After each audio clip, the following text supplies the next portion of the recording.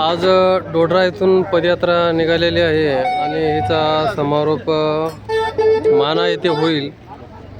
तर यामध्ये एकूण 63 गावाचा समावेश आहे आणि एकूण 140 स्थानं या पदयात्रेमध्ये होणार आहेत।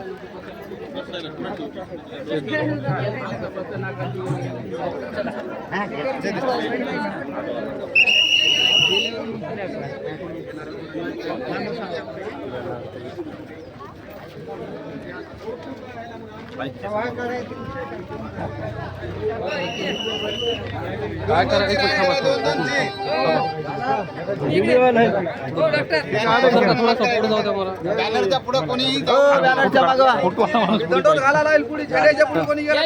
दोन दोन तिरंग करायचे। फोटो काढ द्या बाबा, फोटो काढ द्या।